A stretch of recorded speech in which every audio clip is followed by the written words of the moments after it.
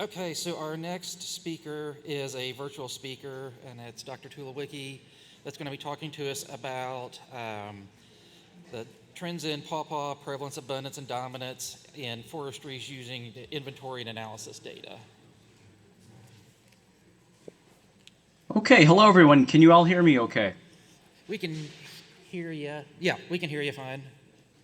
And you can see my presentation as well. We can, yes. Okay, excellent. Once again, my presentation is on trends in pawpaw prevalence, abundance, and dominance from 2010 to 2021 based on forest inventory and analysis data. My name once again is Steve Tulowiecki. I'm an associate professor of geography and sustainability studies at SUNY Geneseo in Western New York. I'm from a place where the very few natural pawpaw groves we do have ripen in early October. My pawpaw research areas of interest are many. I've published some papers on pawpaw distribution modeling. I'm interested also in the future suitability for pawpaw. And also, I've turned my attention to understanding pawpaw dispersal and the current ecological status of pawpaw. I am giving a different presentation at the Ohio Pawpaw Festival, so please say hello. I really wish I could be there in person to meet you all and to be part of your community there. There have been some competing narratives about the trajectory of pawpaw and different processes perhaps leading to the increase and decrease of natural stands of pawpaw. Before I go any further, this talk again is focused on natural groves of pawpaw. One narrative is that pawpaw is being benefited and it's increasing due to deer browsing. So here's one paper from 2014 that looked at a 5-year window and looked at which tree species benefited in a highly browsed environment, and they found that pawpaw was one of the few increasers in this very deer-dense area. Also, there have been some species distribution models that have projected that optimal habitat for pawpaw will increase and expand northward. This paper from Wyatt and others in 2020 predicted that there'd be an increase of about 50%, so 50% increase in suitable habitat for pawpaw. On the other hand, some have argued that pawpaw will decrease. Also using models, Peters and others in 2020 using forest inventory and analysis data, which I'll be using later on, predicted that pawpaw will actually decrease due to its current rarity and susceptibility to drought. Also using the forest inventory and analysis database, which I'll be talking about in a little bit, one analysis observed that the net change in pawpaw is trending negative. So they looked at the difference between growth and the sum of mortality and removals. However, I do believe this paper was looking only at trees 5 inches in diameter at breast height and larger. So I think this is more a finding related to large pawpaws. The purpose of my research in this talk is to assess current trends in natural pawpaw distribution. I investigate both spatial patterns or patterns geographically, as well as temporal trends or trends over time. The data I have used for this analysis is the Forest Inventory and Analysis Database, or FIA. This is a database assembled by the U.S. Forest Service, and this is a really monumental database with over 350,000 plots on both private and public land. The U.S. Forest Service aims for 1 plot per roughly 6,000 acres. And on the right-hand side is a diagram of what these plots look like. A single plot's made up of these multiple larger macro plots and also these smaller subplots as well. Each of these plots is visited every 5 to 7 years and data are updated. Unfortunately, for any sort of geographic analysis, the coordinates of these plots are fuzzed and swapped within the county.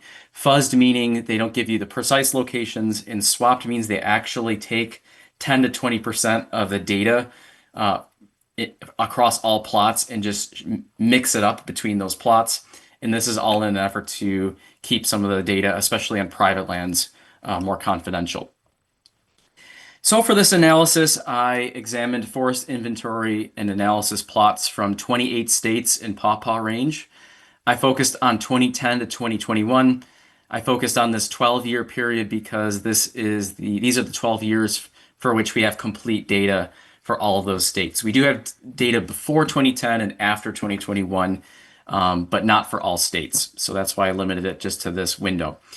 This analysis totaled over 90,000 plots roughly with data, and FIA data focuses in on trees of 1 inch diameter at breast height and larger. I use statistical programming in order to summarize some of these key species measures that I'll be listing in just a moment. I'll be talking about summarizing key species measures over time, meaning per year, and then I'm also analyzing trends per state and per county. In this presentation, I limit it just to per state because the per county results were a little more kind of random and noisy as opposed to the state level results, which were, I think, a little clearer. Even though I will be presenting data per year, note there's something called a temporal lag bias. What this means is that even though you're getting 1 year of data, that single year of data actually relates to the last 5 to 7 years within which a plot was last sampled. So even though it's a single year, it's actually data that could be old as 5 to 7 years. Here are the 8 measures that I looked at and that I'll be presenting briefly in this presentation. Some of these are really straightforward, like number of trees and number of trees per acre. I also look at basal area and basal area per acre. Basal area is the total cross-sectional area of a pawpaw trunk. So imagine cutting a pawpaw down, sadly, and then calculating the square footage of that. And then I have these 4 other measures. Relative abundance is the percent of all trees that are pawpaw. Relative dominance is the proportion of total basal area that is pawpaw. Relative frequency is the proportion of all plots that contain at least one pawpaw tree. And then relative importance is this measure that combines those 3 previous relative measures to come up with this kind of one overall importance index or score for the species. And then for every unique combination of geographic unit and measure, I assessed whether the measure is increasing or decreasing over time. I used a very commonly used metric known as Pearson's R, correlation coefficient. The interpretation is that if it's -1, it's a perfect negative linear trend. If it's +1, it's a perfect positive linear trend. And then we have all these values in the middle. I then assessed whether these trends were statistically significant. In the bottom right part of your screen, you can see what these different trends might look like. You can imagine time being on the bottom horizontal axis and any of these pawpaw related measures being on the Y or vertical axis. So I have many results, many colorful images here to keep your attention here late in the day. On all of these maps, I have 2 pieces of information mapped. Number 1, the shading of the state is the value for that measure in 2021. And then superimposed upon each state is the trend, that 12-year trend. So the little bar graphs actually represent the trend, the yearly value for that given measure. What we find for most states, for most measures, we see more significant increases than decreases. For instance, here's total trees from 2010 to 2021. We see that 12 states saw a significant increase, 3 saw a significant decrease, and 8 states found no significant trend. And so you can look at your state and see what your state's trend looked like for total trees, as well as for these other maps that I'll be showing. Here's a stacked area chart that represents estimated total pawpaw trees per state over the 12-year window. In 2010, there were a little over 400 million pawpaw trees, according to the data set. Here in 2021, at the end of the graph, it was more like 520 or 530 million trees. This sounds like a lot. It is. When you compare it to other species, it's perhaps less impressive. So something like white oak has 8 billion stems. Red maple has maybe 3 billion stems. So it's still on kind of the rare side of trees in the grand scheme. Also, this is organized by state, so you can see what percentage of total number of trees is comprised of a given state's trees. And we see West Virginia, Ohio, Tennessee are the top 4. Likewise, with total basal area over the same 12-year period, we see 11 states had a significant increase, 3 states had a significant decrease, and 9 states had no significant trend. Again, 2021 data is shown in the green shading, and then that bar graph superimposed upon each state shows the trend. There were some pretty stark trends here. For instance, Virginia shows this very consistent increase. We have decreases elsewhere in states like Mississippi. I also show you an estimated total basal area stacked area chart. So here we see 2010 to 2021, the total basal area. Once again, that's the total cross-sectional area of Pawpaw. We see in 2010, it was a little over 7 million square feet. We go up to 10 million square feet in 2021.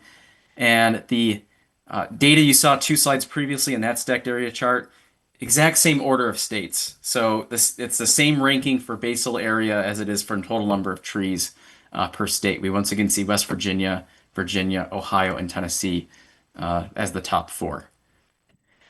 Just to round out the picture here, here's trees per acre over the same time period. Again, we see 13 states significantly increasing in trees per acre. So not just the raw total, but we see the density of the trees per acre is increasing, and we see only 3 with a significant decrease. And then finally here we have basal area per acre. And this again, we saw more increases than decreases. 11 significantly increasing, 3 significantly decreasing.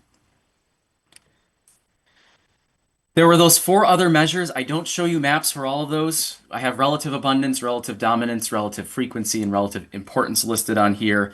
Just know that for all of these relative measures, these percentage measures, there were between 10 to 12 states with significant increases and between 3 to 5 states with significant decreases. And then we saw anywhere between 7 to 9 states that had no significant trend. Organizing these results a little bit differently, I have this slide here where there are kind of 3 clusters of states, if you will, in terms of the trends per measure. On the left-hand side, we have Pawpaw increasing.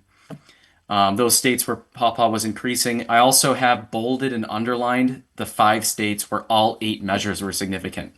So Virginia, Illinois, North Carolina, Michigan, and Arkansas had significant increases across all 8 of those measures. Trees per area, basal area per acre, relative frequency, relative abundance, relative dominance, and relative importance. And then I just have labeled there some other interesting trends within those kinds of 3 groupings. We did have 3 states where all 8 measures were significantly showing decreases, right? So Mississippi, Florida, and Texas. Southerly states, but not all southerly states showed quite this dramatic result here. So overall, there were more increases than decreases across all measures. Within each state, the trends tended to be similar across all 8 of those measures. So there were only a couple of states that showed maybe an increase in one measure and a decrease in another. It was pretty much the same picture regardless of what measure you were using. In terms of potential causes of these increases, I think there are many in the early 21st century that are acting to help out Pawpaw. I think deer, right, emerge as one factor, Pawpaw being relatively deer resistant. And that one study from Illinois showing that deer overbrowsing actually helps Pawpaw. Also knowing that Pawpaw is this prolific spreader via cloning, asexual reproduction. I think that all benefits it as well. I think perhaps with climate change, we're seeing in the early 21st century increasing heat accumulation throughout the season. I think just in terms of where forest history is at this moment as well, in terms of succession and disturbance, we're kind of having these mid-successional forests, maybe where Pawpaw's thriving. We don't have a lot of old growth necessarily where Pawpaw's being suppressed due to low light. And then I think a bigger picture as well in kind of the Holocene view is that Pawpaw might still be performing what's called niche filling after glaciation. So 20,000 years ago, Pawpaw was extremely limited. It was found mainly along the coast of the southeastern U.S. As the climate has warmed and the glaciers have melted, Pawpaw has been migrating northward. So it could just be that Pawpaw is rebounding during the Holocene here, the last 10 to 20,000 years. On the right-hand side, I just show you a map there of forest age. And, we have a lot of these sort of 80 to 120-year-old forests where perhaps Pawpaw is doing okay. Those 3 states where we saw a lot of significant decreases, those happen to be coinciding with those kind of 50-year-old forests. So perhaps just due to land management and disturbances, these younger forests is not typically where you find Pawpaw. So thank you. I went really quickly through this. Please let me know if you have any questions or comments or suggestions for future directions. I think what I'll do is just flip back to this sort of master table here that shows all the results for all 8 measures in all 20-something states. Thank you.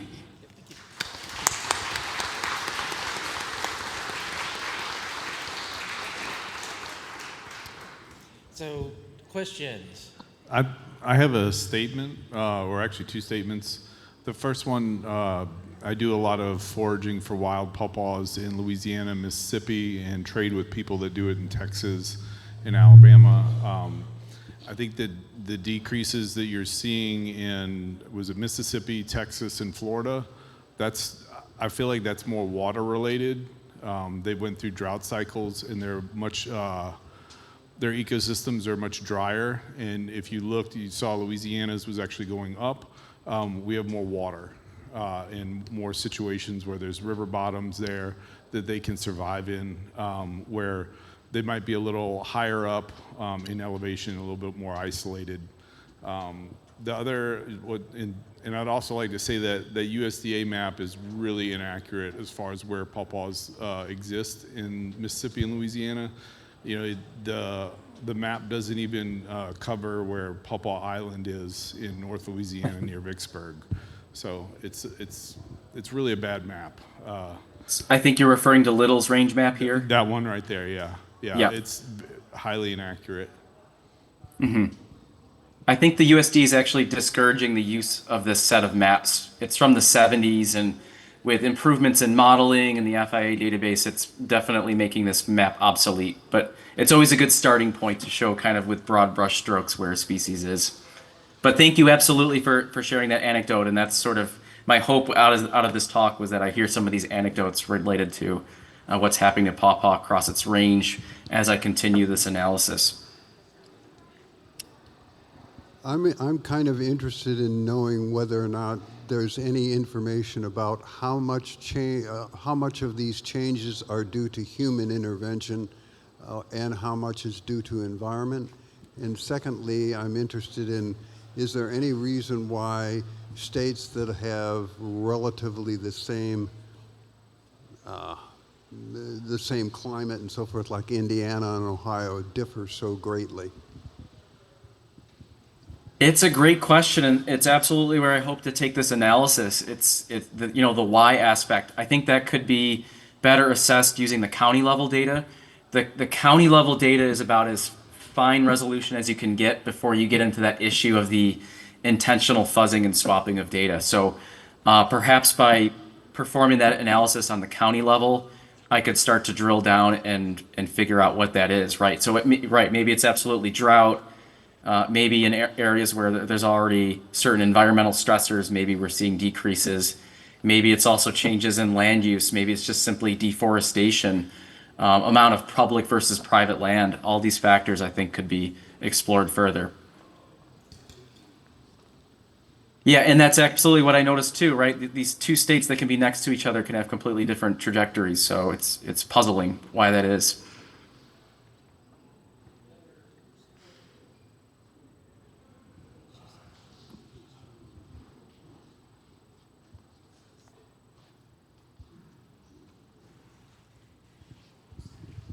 Hi, I just have this opportunity to comment on the USDA Forest Service maps designed by Albert Little. He based his method, it was a sound method, but it's not his fault that the maps are inexact. He used vouchered herbarium specimens to create county by county, not prevalence, but existence of Simna triloba. If there were no explorers who vouchered a pawpaw in the Mississippi Delta, they're actually growing there, but there was no vouchered specimens. And so the area appears blank. That Pawpaw Island in the Mississippi River, if there's no vouchered herbarium specimens, then it doesn't show up in the map. Right. Yeah. So I think he used herbarium. I think he also used like master's theses, dissertations as well to fill in the pictures in some areas for some species. I'm not sure about Pawpaw, but I just know generally, he produced hundreds of maps for these different species across the East. So he definitely had a big task ahead of him to, manage hundreds of tree species and present their ranges. Any other questions? Going once, going twice? Okay, thank you. Thank you for your presentation. Thank you.